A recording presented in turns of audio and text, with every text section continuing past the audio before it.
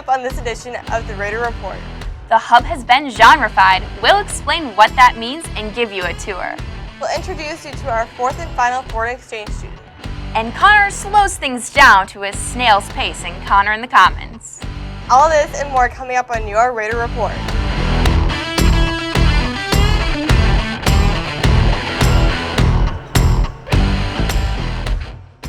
Thanks for joining us for this week's Raider Report. I'm Lindsay. And I'm Caitlin. If you're following Mr. Pock, Miss Lynch, or Mr. Linson on Twitter, you may have already seen this information. But if you haven't, here's the scoop. The PHS administrative team is giving people a chance to get a free ACT preparation book. This will be going on all of next week. They'll be hanging up a Red Raider logo around the school. If you find the Red Raider logo around the school, the book is yours. All you have to do is bring the Raider to the main office and choose your book. And here are the new NHS inductees.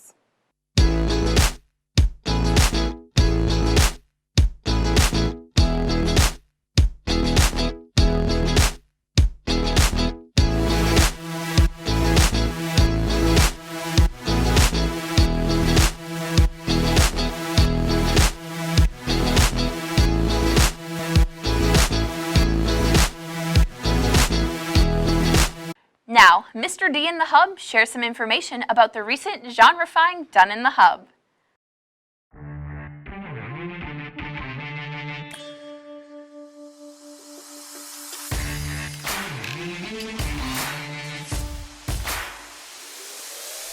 So over the summer we took all of the fiction books and we put them into 13 different genres. So they're different areas of the library. So a genre could be like the adventure books or the dystopian books. And the reason why we did this is if a kid likes a certain genre of book, like dystopian, they're typically going to come back to that same section and that same type of book for the rest of the school year because that's kind of the books that they like. So the whole genre process in our libraries started probably last November when we were virtual. We had to go through all the middle school books, decide which of the 13 genres we were going to put all those books in. And then in January, February, we moved all the books on the shelf. And it's such a good turnout. You know, the kids really liked it so much that we decided we were going to do the same thing at the high school. So last March, April, we ended up taking every book here and putting it in the genre that we thought that it fit. And then in June, we got together and we moved all the books on the shelf into the 13 genres. So when it comes to the 13 genres, each one has its own color, and you're going to find that color on the spine of the book.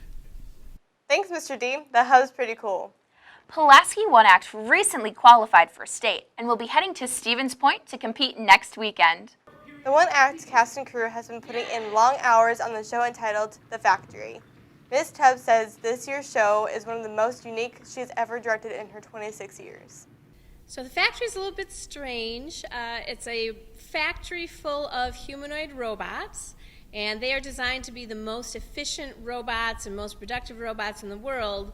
But as the play goes on, we realize that the person who created them, Dr. Zabludin, actually set them up so that they never actually get anything done. Thank you, Ms. Tubbs. Break a leg, One Act cast and crew. As you know, Pulaski High School's theater program is putting on the musical Footloose. Auditions were held on Tuesday, November 9th and Wednesday, November 10th after school, and the cast list should be posted at noon today. And with every musical production, there's a good pit band behind it. For those interested in the Pitt musical auditions, they are due by the end of the day today on Flipgrid. All of the important information and documents like audition registration, directions, music, and rehearsal schedule are in the band room as a QR code on the bulletin board. The final roster should be posted by Monday, November 15th. Speaking of Monday, November 15th, that's the day students can wear their comfy shoes at school to show their support for Native American and Indigenous people. The annual Rock Your Mocks event is intended to raise awareness for the National Native American Heritage Month. The PHS International Indigenous Peoples Club wants to encourage all students to wear their mocks, slippers, dudes, or a turquoise ribbon to show support. Don't be shy to grab a group of your friends, snap a pic of you and your mocks or your ribbons, and post or tweet #RockYourMocks2021. Rock Your Mocks runs through all of next week. In the past 3 Raider reports, students got to meet and interview Oscar from Norway, Patrick from Poland, and Tone from Spain. This week we are featuring our final foreign exchange student who traveled over 4,700 miles to get here. Her name is Ana Cinquenta. Hi, I'm Anna and I'm from Italy. The different kind of teaching. So here, for example, you do more at school than at home, and you also have time to work on your assignments at school. I like them a lot because in Italy we don't have anything like that, so it's all new for me.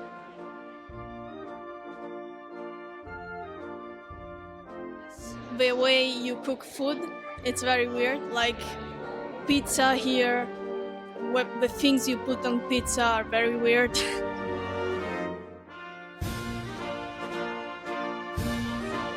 I love pasta, of course.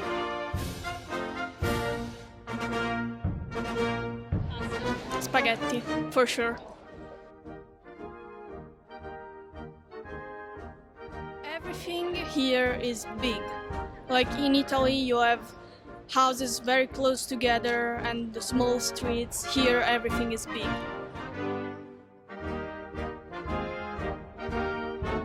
Bandiera. This means flag. Thanks, Anna, and all of the foreign exchange students for their interviews. The foreign exchange student segment will be missed. And now for a short public service announcement.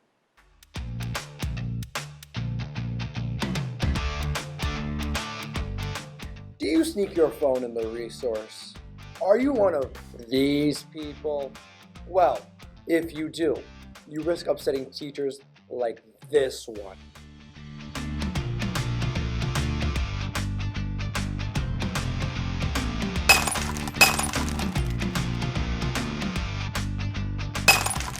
I mean, look at him. Would you want to see the crazed look in his eyes because of your phone? Hey, I said no phones in the resource!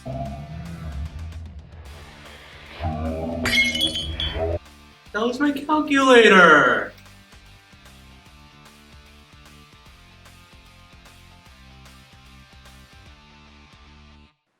It's time for Tyler and the teacher feature. Oh no. This week, Tyler talked to a culinary connoisseur about her crazy life. Take it away, Tyler. Good morning, I'm Tyler Van Boxtel, and I'm here for this week's teacher feature with Mrs. Mayer. So, Mrs. Mayer, first question, what college did you attend?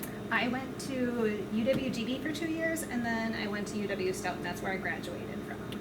What'd you major when you were at those? Family and consumer science, and then after that I went, I finished my master's at Nova Southeastern University out of Florida. Florida, any reason? Online. Smart, genius. So what classes do you teach here at Pulaski? I teach all the culinary courses, so Foods for Life, Baking and Pastry, Taste of Culture, Food Science, Culinary 1, Culinary 2, and Sanitation and Nutrition. That's quite the list. So, here's a good question. What are you allergic to or have intolerances to when it comes to food? Everything. No, not actually everything. I'm very lactose intolerant to the point of if I eat any dairy, I just look like a pregnant woman. But I have food sensitivities to 19 different foods, including chicken and eggs and anything tasty, basically. But I work my way around it, so that's a good reason as to why you should understand foods and how you can adjust your recipes. So, with that, why did you decide to become a foods teacher? I was glutton for punishment. Fair enough, fair enough. I love cooking, so when I was thinking about my career, I originally was thinking about going into dietetics, but then I didn't really care for the biology aspect of it, and then I was thinking about going into teaching, and then I remembered how much I loved my culinary courses in high school, and here I am. Here we are. So, what was your dream job when you were in kindergarten? My mom tells me that it was to be a ballerina or a nurse for all of my bears and Barbies. Final question. Yes. Most important question. Most very important question ever. If you had to delete a fruit, what fruit would it be and why? I would say honeydew. You want to know why? I would absolutely. I'm allergic to it.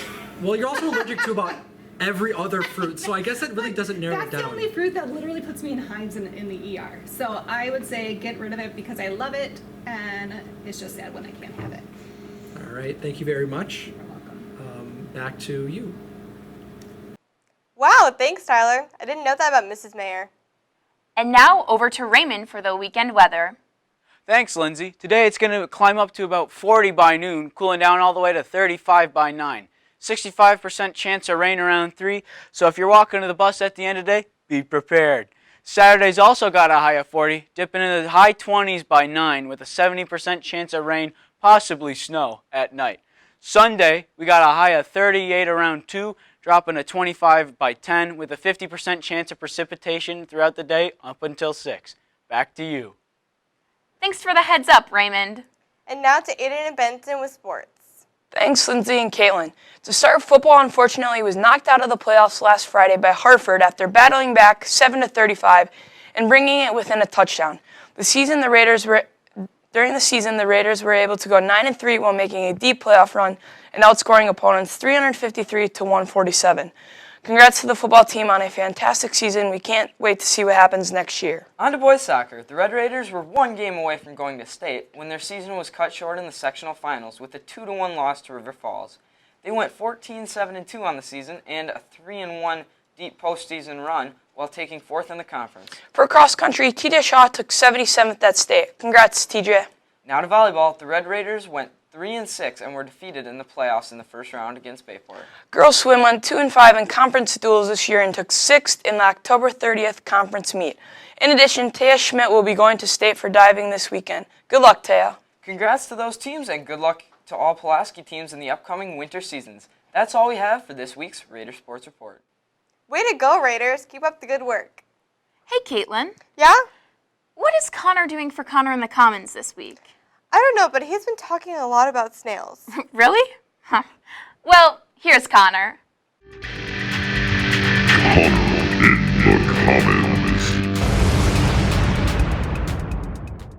Hi, I'm Connor Heason, and welcome to Connor in the Commons. Now, it is a pretty good episode today, I think. So, I've been, scrolling through TikTok and stuff like that, and what I found is there's this question going around whether you'd take immortality, but be chased down by a snail for the rest of your life. And if the snail touches you, you die.